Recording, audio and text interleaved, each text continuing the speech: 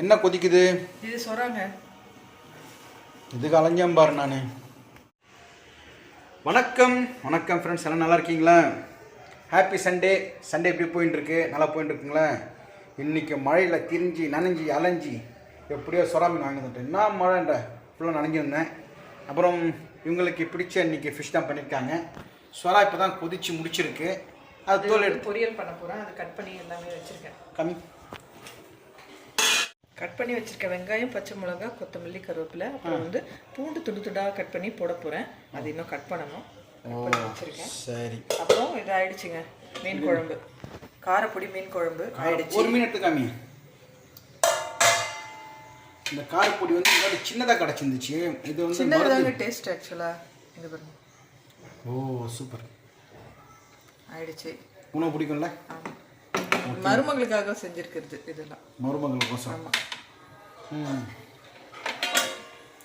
அதுக்கப்புறம் ரசம் ஆயிடுச்சு. சொரா யாருக்கு? சொராமும் மருமகளுக்கு தான். குழந்தைக்கு பால் கொடுக்குறாங்களா? அதுக்கு என்ன ரசம்? தக்காளி ரசம். நிறைய தக்காளி விலை கம்மியாக இருந்தாலும் தக்காளி ரசம். ஆமாம். இவ்வளோ சீக்கிரம் பண்ணிருக்கேன். மணி பண்டைகள் தான் ஆகுது. பண்டைகள் மணி பாருங்க, பண்டைகள் தான் ஆகுது. அதுக்குள்ள சாதம் வடிச்சிட்டேன். ஓ பரவாயில்ல, நல்லா குயிக்காக முடிச்சுட்டு வேலை இன்னைக்கு. அதாவது காலையில் எழுந்து டிஃபன் சாப்பிட்டு ஒரு 10 நிமிஷம் உட்காருவேன். அது உட்காரவே இல்லை. நான் அப்படியே கண்டினியூஸாக வச்சுட்டோன்னா வேலை முடிஞ்சிச்சுன்னா நம்ம இதுவாக இருக்கலாம் சாப்பிட்டுட்டு. இப்போ வெளியே வாங்கி வந்துட்டேன். அலைஞ்சு திரிஞ்சு வாங்கிட்டேன். எங்களால் போக முடியுமா? முடியாது. இப்போ இவங்க வீட்டில் எல்லா வேலையும் பண்ணுறாங்க. சரி, நான் கேட்குற கேள்வி கரெக்டாக பதில் சொல்லுங்கள். இது வந்து பட்டிமன்றம் கூட வச்சுக்கலாம். கமெண்ட்லேயே சொல்லுங்கள். ஒரு குடும்பம் சூப்பராக சிறப்பாக போகிறதுக்கு காரணம் குடும்ப தலைவனா குடும்ப தலைவியா? சொல்லுங்கள்.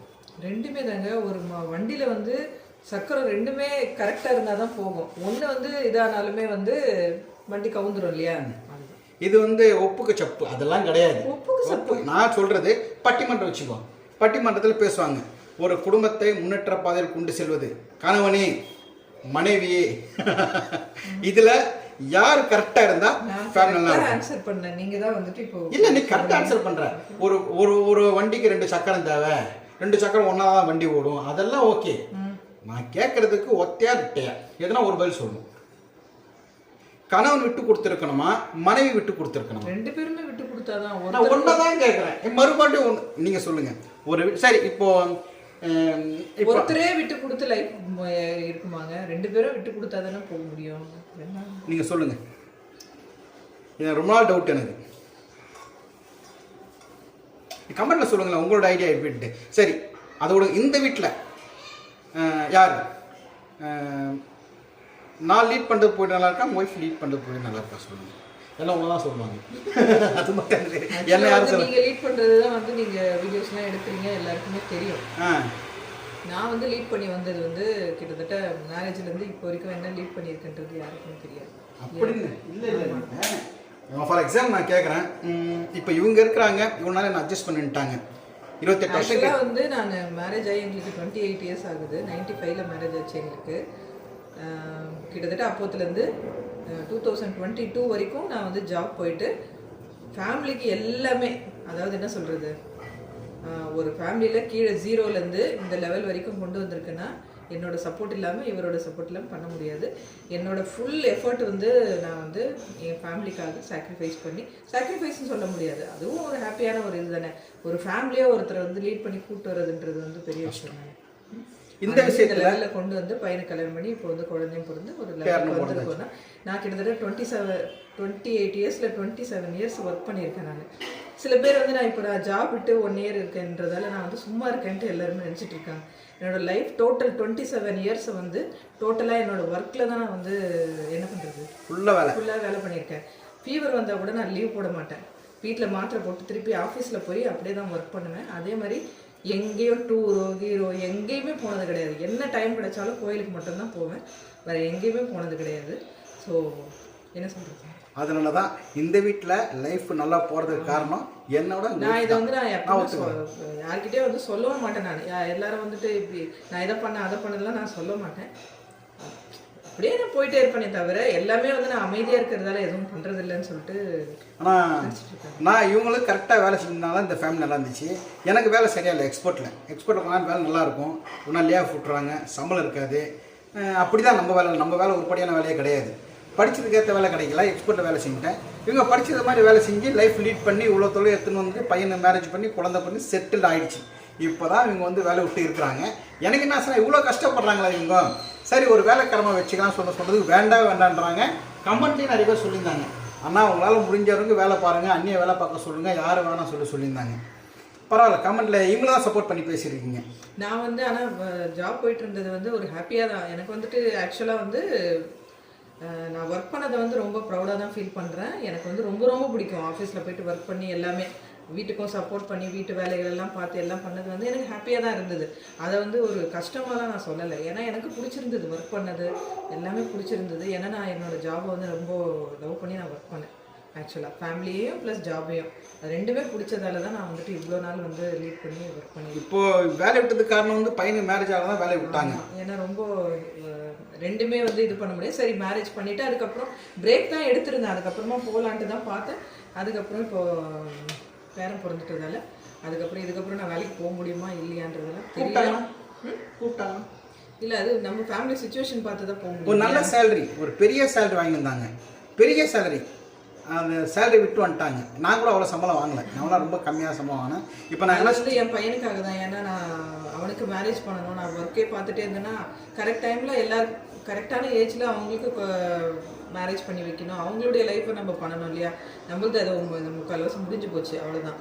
அவங்களோட லைஃப்பை நம்ம வந்து ஸ்டார்ட் பண்ணி விட்டோம்னா அவங்க லைஃப்பை அவங்க வந்து லீட் பண்ணி போயிடுவாங்க, அவ்வளோதான். அட்லீஸ்ட் ஸ்டார்ட் பண்ணி விடணும் இல்லையா. நம்ம பொண்ணு பார்த்து ஒரு நல்ல பொண்ணு பார்த்து கல்யாணம் பண்ணி வச்சு அவங்க பொண்ணுக்கு வந்து இதுக்கப்புறம் அவங்க வந்து அவங்களோட ஜேர்னி அப்படியே போயிட்டே இருக்கும். நம்மளோட சப்போர்ட்டோட நம்மளும் அவங்களுக்கு சப்போர்ட் பண்ணணும் இல்லையா. ஸோ இதுக்கப்புறம் நான் ஜாப் போக முடியுமா இல்லையான்றது தெரியல. ஏன்னா நான் மேரேஜ் ஆகி வேலைக்கு போகிறப்போ என் பையனை வந்து எங்கள் அம்மா வீட்டில் விட்டுட்டு தான் போயிருந்தேன். நான் அது நிறைய வந்து குழந்தைய குழந்தை என்ன பண்ணுறது, ரொம்ப மிஸ் பண்ணோம் நாங்கள் வேலைக்கு போனதால். ஸோ இப்போ வந்து அதே மாதிரி நம்ம வந்து பேர குழந்தைய விட்டுட்டு நம்ம வேலைக்கெல்லாம் போகக்கூடாது. ஸ்டார்டிங்லேருந்து பேர குழந்தைய நம்மளே வச்சு பார்த்துக்கணும். என் பையனுக்கு நான் வந்து எங்கள் அம்மா வீட்டில் விட்டுட்டு தனியாக விட்டு போனதை வந்து நான் இதில் வந்து நான் இது பண்ணணும்னு சொல்லிட்டு நான் வந்து நினைக்கிறேன். பேர மேலே உயிரே வச்சுட்டு இருக்காங்க. ஒரு செகண்டும் பேரனையே தான் பார்க்கறது, பேரனை யோசனை பண்ணிட்டு இருக்காங்க. Right, okay. எங்கள் ஃபேமிலி நல்லா போகிறதுக்கு முழுவதற்கு காரணம் குடும்பத்தலைவர். அது பொதுவாக கேட்டால் எங்கள் ஃபேமிலி நல்லா போகிறதுக்கு காரணம் குடும்பத்தலைவர் தான், இவங்க தான். ரெண்டு பேருமே தான். இல்லை நான் மட்டும் கிடையாது, எனக்கு எல்லாமே சப்போர்ட் பண்ணது இவர் தான். ஏன்னா நான் வேலைக்கு போகிறேன்னா இவர் வீட்டில் எல்லாமே ஒர்க்கில் எல்லாமே சப்போர்ட் பண்ணுவார். அதெல்லாம் ஒரு காரணமாக இருந்தாலும் 23 வருஷம் 24 வருஷம் எங்கள் அப்பாவும் தம்பியை நான் ஒருத்தன் பார்த்துக்கினேன். வேறு எதுனா பொண்ணாக இருந்திருந்தால், நான் இவங்க எதிர்க்கே சொல்ல, வேறு என்ன பொண்ணாக இருந்தால், உங்க கூட தான் 7 பேர் பிறந்திருக்காங்க இல்லையா, அவங்கள பார்த்து சொல்லியா நீ ஏன் பார்த்துக்கிற சொல்லி சண்டை போட மாட்டாங்களா? ஆனால் அந்த விஷயத்தில் இவங்க எதுவுமே சொல்லண்ணே. அப்பாவையா பார்த்து 22-23 வருஷம் பார்த்துங்க, தம்பியை இன்னும் பார்த்துட்டுருக்க, எத்தனை வருஷம் பார்த்தாலும் அவன் ஒன்றும் சொல்ல போகிறது. ஏன் தம்பியை அவன் பையன் மாதிரி தான் பார்த்துக்கிறாங்க. வேறு யாருன்னா பார்த்துப்பாங்களா பார்த்துக்க மாட்டாங்கன்னு தெரியாது. அந்த விஷயத்தில் கடவுள் எனக்கு கிஃப்டாக கொடுத்துருக்காரு, அதான் உண்மை இல்லை. தேங்க்யூ. ஓகே, பாய். இது சொல்ல நினச்சேன், ஏதோ ஒன்று சமையல் வீடியோ போட்டு டக்குன்னு ஸ்டார்ட் பண்ணி என்னென்ன பேசிட்டோம். இதுதான் எங்களோட லைஃப் ஜேர்னி. 0ல் ஸ்டார்ட் பண்ணி இப்போ ஓரளவுக்கு வந்து நின்றுருக்கோம். எல்லாத்துக்கும் வந்து எண்ணம் போல் வாழ்க்கை, எண்ணம் போல் மட்டும்தான் வாழ்க்கை. நம்ம நல்லதை நினச்சா நல்லது நடக்கும். ஓகேங்களா. ஆஃபீஸில் கூட நிறைய ஒர்க் பண்ணிகிட்டே இருப்பேன் நான். ஏன் இவ்வளோ வந்து இது பண்ணணும்னா, நம்ம ஒர்க்கை நம்ம பண்ணிகிட்டே இருந்தால் இதுக்கான பலன் வந்து கண்டிப்பாக ஒரு நாள் வந்து நம்மளுக்கு கிடைக்கும். நம்மளோட எஃபர்ட் போட்டுகிட்டே இருந்தோம்னா கண்டிப்பாக அதோட பலன் கிடைக்கும்ல. அந்த மாதிரி தான். ஸோ எஃபர்ட் போட்டுகிட்டே இருந்து கொஞ்சம் கொஞ்சமாக டெவலப் ஆகி ஒரு நல்ல ஜாப் இருந்தேன். பட் இப்போ மேரேஜ்க்காக நான் வந்து வந்துட்டேன். சரி, ஓகே. ஒரு சின்ன டவுட்டு, ஒரு பிரதர் சிஸ்டர் கேட்டிருந்தாங்க, சேவிங்ஸ் பற்றி கொஞ்சம் சொல்லியிருந்தாங்க. ஒரு 2 லைனில் சொல்லுங்கள். சேவிங்ஸ்னால் நம்ம வந்து மெயினாக சேவிங்ஸ்ன்றது வந்து ஆடம்பர செலவு பண்ணலனாவே வந்து நம்மளுக்கு சேவிங் தான் வரும். ஆக்சுவலாக ஆடம்பர செலவு மட்டும் பண்ணக்கூடாது. ஏன்னா நான் வந்து என்ன சொல்கிறது, ஒரு ஒரு ஒரு ஒரு ஒரு 10 ரூபா கூட நம்மளுக்கு எப்படி வந்து எவ்வளோ கஷ்டப்பட்டு சம்பாதிச்சிருக்கோன்றது தெரியும். ஸோ அந்த ஹார்ட் ஏர்ன்டு மணி சொல்லுவாங்க இல்லையா, அந்த மணியை வந்து நம்ம ஆடம்பரமாக வேஸ்ட்டாக செலவு பண்ணாமல் இருந்தாவே அதுவே வந்து அதை சேர்த்து வச்சாவே நம்மளுக்கு சேவிங்ஸ் தான்.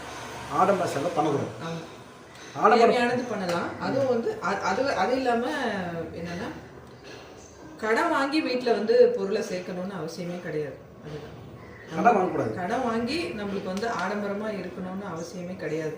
ஸ்டார்டிங்லேயே வந்து எங்கள் வீட்டில் எந்த பொருளுமே எதுவுமே கிடையாது.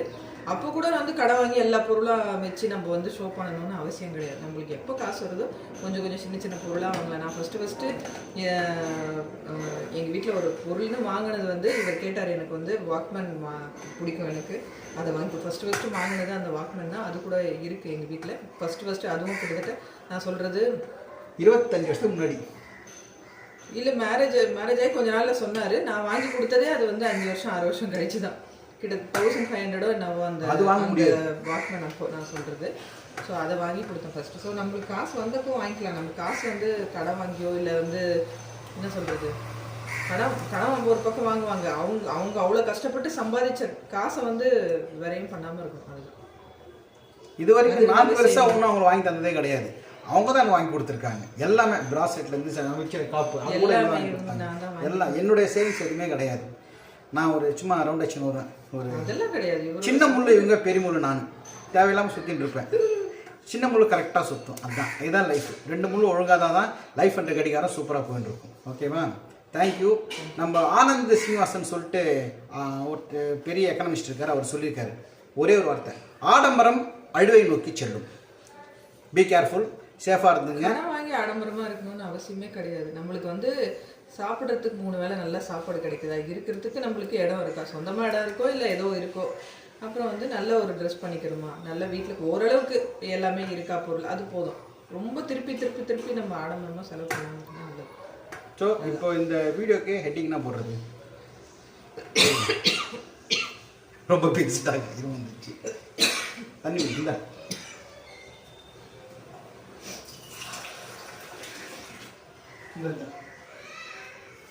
சரி, ஓகே, தேங்க்யூ. அடுத்து இதுதான் நம்ம வீட்டில் சமையல். அப்படியே கட் பண்ணாமே வீடு அப்படியே போயின்னு இருக்கு. அம்மாடி. ஓகே, இன்னைக்கு நம்ம வீட்டில் மீன் குழம்பு, மீன் வறுவல், இதுதான் சமையல். வாங்க சாப்பிடலாம். இன்னும் முடியல. இது சொரா புட்டு தான் செய்ய போகிறேன். மீனும் ஃப்ரை பண்ண போகிறேன். மற்றதெல்லாம் ஆயிடுச்சு. பாய்.